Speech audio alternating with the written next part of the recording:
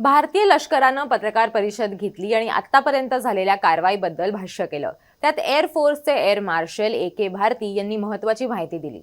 पाकिस्तानचे ड्रोन पाडताना आपण कुठले क्षेपणास्त्र वापरले, कशा त्यांच्या मिसाईल्स, विमानं हाणून पाडली याबद्दल बोलत असताना त्यांनी गरुड स्नायपरबद्दल सांगितलं.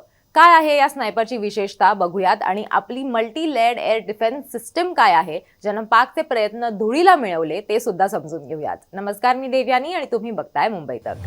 S-400 आणि इतर शस्त्रांबद्दल आपण ऐकलंय, पण गरुड स्नायपर आहे तरी काय? हे एक anti projectile hand held weapon आहे. एक सैनिक देखील हे वापरू शकतो. Man portable air defence systems म्हणजे मॅन पॅड म्हणून याला ओळखलं जातं. खांद्यावर ठेवून जमिनीवरून हवेत गोळी चालवण्यासाठी याचा वापर केला जातो. या गरुडचा नेमका कसा वापर करण्यात आला, तो कधी करण्यात आला आणि आपली मुळात ही मल्टी लेअर जी एअर डिफेन्सची सिस्टम आहे, ज्याच्याबद्दल हे अधिकारी आपल्याला सातत्यानं सांगतात किंवा ज्याच्याबद्दल आपल्याला एअर मार्शल ए.के. भारती यांनी त्यांच्या पत्रकार परिषदेत सुद्धा सांगितलं, ती नेमकी सिस्टम काय आहे ते सुद्धा आपण या व्हिडिओतनं समजून घेणार आहोत. भारताचं हवाई संरक्षण ग्रिड हे एक मल्टी लेअर्ड ॲडव्हान्स्ड शील्ड आहे, जे हवाई धोक्यांचा शोध घेण्यासाठी, त्यांचा मागोवा घेण्यासाठी आणि निष्क्रिय त्यांना करण्यासाठी डिझाईन केलेले आहेत. ज्यामध्ये काहीही असो, जसं की बॅलिस्टिक क्षेपणास्त्र असो, स्टेल्थ विमानं असो, हेलिकॉप्टर ते ड्रोन, हे काहीही असलं तरी ही जी सिस्टम आहे ती याचा शोध घेऊ शकते आणि त्यांना निष्क्रिय करू शकते. ही पूर्ण सिस्टम हवाई कमांड अँड कंट्रोल सिस्टमद्वारे मॅनेज केली जाते किंवा त्याद्वारे ती चालवली जाते, जी ग्रिड रेडार, सेन्सर्स आणि कमांड पोस्टलला हाय स्पीड ऑप्टिक फायबरद्वारे जोडते, जे रिअल टाइम धोक्यांचा अंदाज बांधू शकतो किंवा आपल्याला जे प्रिडिक्शन्स करायचे असतात ते प्रिडिक्शन्स याच्यामुळे शक्य होतात. याच्यामध्ये मल्टी लेअर असं म्हटलेलं आहे. तर multi layer air defence system म्हणजे काय, तर या मल्टी लेअर्स नक्की कुठल्या कुठल्या आहेत ते आपण बघणार आहोत. सर्वात पहिली किंवा सर्वात बाहेरची जी लेअर असते ती म्हणजे S-400 ची, ज्याला आता ज्याचं टोपण नाव सुदर्शन चक्र असं सुद्धा ठेवण्यात आलेलं आहे, पण ऑफिशियल नाव जे आहे ते S-400च आहे. तर सर्वात बाहेरची लेअर, सगळ्यात आउटर लेअर जी आहे ती S-400 आहे, ज्याला सुदर्शन चक्र म्हणतात. भारताच्या लांब पल्ल्याच्या हवाई संरक्षणाचा कणा म्हणून खरं तर हे काम करतं, बॅकबोन ज्याला आपण म्हणतो. रशियानं विकसित केलेलं हे एक शस्त्र आहे आणि त्यांच्याकडून आपण हे मिळवलेलं होतं. S-400 400 किलोमीटर अंतरावरील लक्ष्यांवर हल्ला करण्यासाठी हे सक्षम आहे आणि 600 किलोमीटर पर्यंतचं जे अंतर आहे, 600 किलोमीटर लांब जे अंतर आहे तिथपासून जर कुठला धोका येत असेल तर ते शोधण्यासाठी सुद्धा हे सक्षम आहे. पाकिस्तानी ड्रोन्सना रोखण्यात महत्वाची भूमिका ही S-400 बजावली आहे.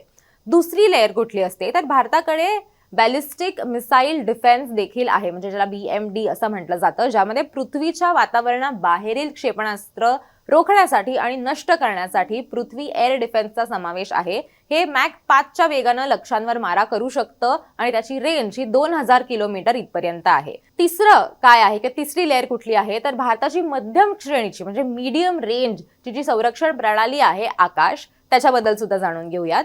ही जी प्रणाली आहे ती DRDOनं 70 किलोमीटर पर्यंतच्या अंतरावरील लढाऊ विमानं, ड्रोन आणि क्रूज क्षेपणास्त्र यांच्यासारख्या हाय स्पीड हवाई धोक्यांना रोखण्यासाठी आणि नष्ट करण्यासाठी डिझाईन केली आहे. भारत संरक्षण संशोधन आणि विकास संघटनेच्या अंतर्गत प्रकल्प कुशा नावाची एक स्वदेशी संरक्षण प्रणाली आहे, जी तयार केली जाते, जी S-400 किंवा आर्यन डोमच्या बरोबरीचं दीर्घ पल्ल्याचं जमिनीवरून हवेत मारा करणारं क्षेपणास्त्र असणार आहे आणि ते सुद्धा विकसित केलं जातंय किंवा करण्यात आलेलं आहे. याच्यातली चौथी जी लेअर आहे, जी सुद्धा अतिशय महत्वाची आहे, त्या लेअरमध्ये काय असतं, तर स्पायडर, शिल्का आणि तुंगुस्का सारख्या ज्या संरक्षण प्रणाली आहेत महत्वाच्या, त्या महत्वाच्या लष्करी प्रतिष्ठानांना जवळून संरक्षण देतात.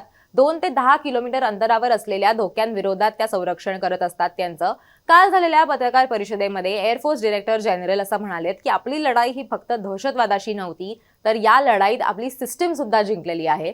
पाकिस्तानच्या चीनी बनावटीच्या गोष्टी चालल्या नाहीत, आपले ट्रेडिशनल आणि कन्व्हेन्शनल सिस्टीम्स ज्या होत्या त्या चालल्या. पिचोरा, आकाश यासारख्या सिस्टीम्स आपल्या ज्या होत्या त्या कामी आल्या. यातच होती गारुड स्नायपर्स, ज्याच्या मदतीनं आपण ड्रोन पाडलेत. याच्यामध्ये बेसिकली एखादा सैनिक किंवा एअरफोर्स मधले जे जवान आहेत ते बेसिकली याच्यामध्ये काय करतात, तर पायलट्स याच्यामध्ये काय करतात, तर जमिनीवरूनच तुम्ही जे शूट करायचं असतं ते तुम्ही शूट करू शकता. त्याच्यासाठी हे जे स्नायपर असतं ते तुमच्या जवानाच्या खांद्यावरती असतं आणि तिकडनं जे शूट आहे ते केलं जातं हवेमध्ये. त्यामुळे दुसरी लेअर जी आहे त्या लेअरमध्ये हे स्नायपर जे आहे ते मोजलं जातं, कारण हे एक हँड हेल्ड आहे, हे पोर्टेबल आहे, त्याच्यामुळे हे इझिली वापरता येऊ शकतं, अगदीच एक सैनिक सुद्धा हे वापरू शकतो असं सांगण्यात येतं याच्याबद्दल. याचे जे टेक्निकल डिटेल्स आहेत ते पब्लिक प्लॅटफॉर्मवर उपलब्ध नाहीयेत, पण आम्हाला जी माहिती मिळाली ती माहिती आम्हाला तुमच्यापर्यंत पोहोचवायची होती. कारण कालच्या पत्रकार परिषदेमध्ये या स्नायपरनी सुद्धा पाकिस्तानचे ड्रोन्स हे परत पाठवण्यासाठी, ते हाणून पाडण्यासाठी एक महत्त्वाचं काम केलेलं आहे